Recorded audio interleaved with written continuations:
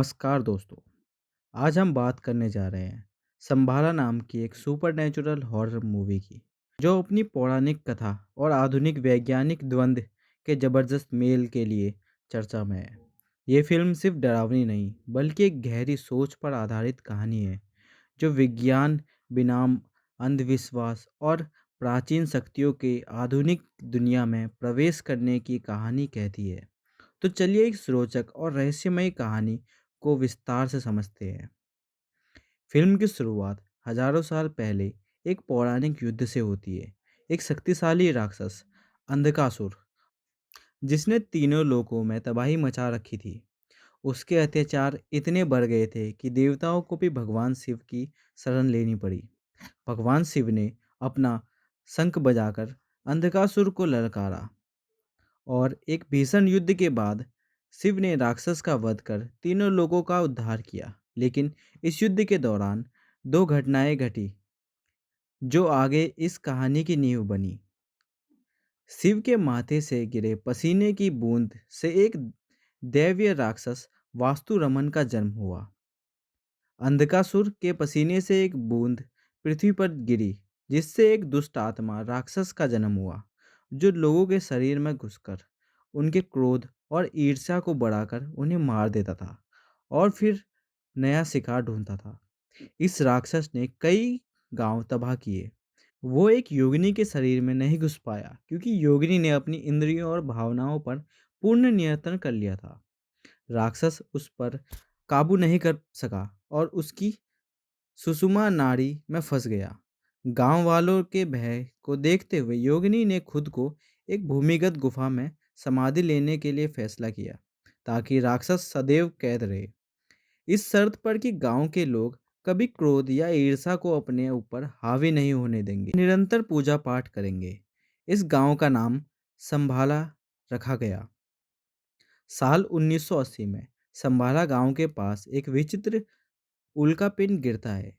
इसकी वजह से एक दुष्ट आत्मा जमीन से निकलती है और गांव में प्रवेश करती है।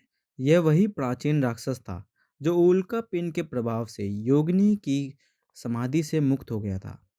पहला शिकार बनता है रामुलू।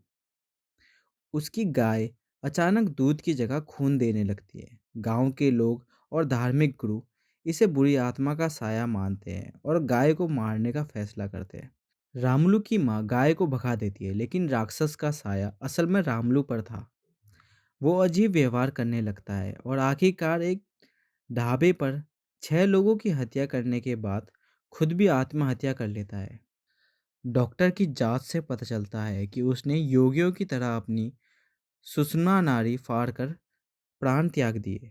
इसी बीच भूविज्ञान विभाग को उल्कापिंड की जानकारी मिलती है और वे विक्रम नाम के एक युवा वैज्ञानिक को नमूना लेने भेजते हैं। विक्रम हर चीज का वैज्ञानिक कारण ढूंढने वाला, अंधविश्वासों पर विश्वास ना रखने वाला एक युवक है। गांव में उसकी मुलाकात हनुमंतु नाम के एक स्थानीय कांस्टेबल और देवी नाम की एक रहस्यमयी लड़की से होती है। विक्रम गाय को मारने से रोकता है और गांव वालों को समझाने की कोशिश करता है कि उल्कापिंड के रेडिएशन की वजह से गाय के दूध से खून आ रहा है। उसका स्वामी से सीधा टकराव होता है।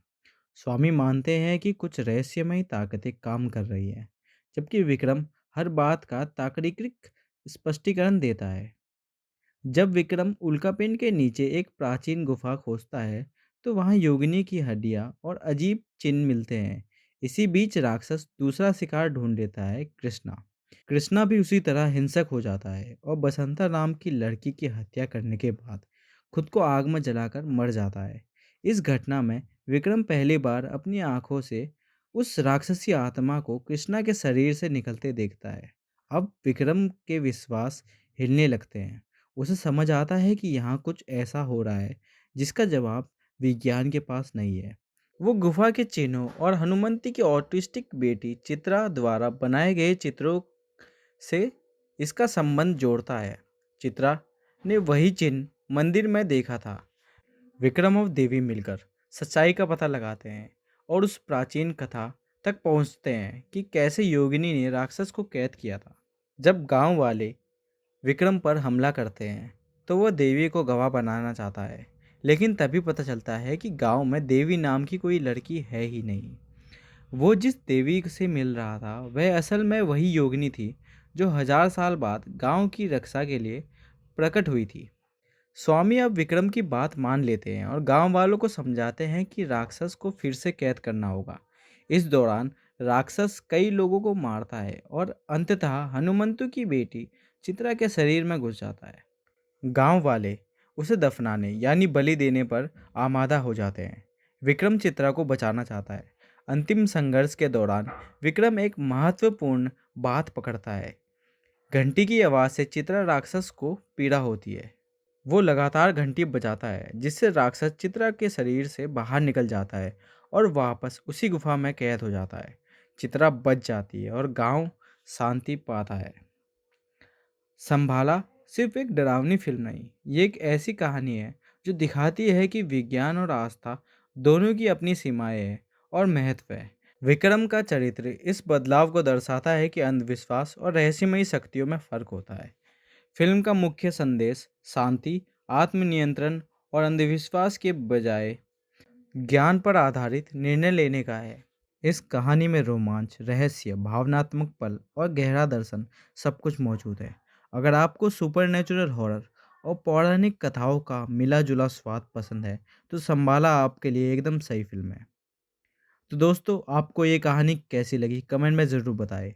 और अगर आपको ये एक्सप्लेनेशन पसंद आया तो लाइक करें, शेयर करें और चैनल को सब्सक्राइब करना ना भूलें। हम अगली वीडियो में एक दमदार कहानी लेकर आएंगे। तब तक के लिए नमस्कार।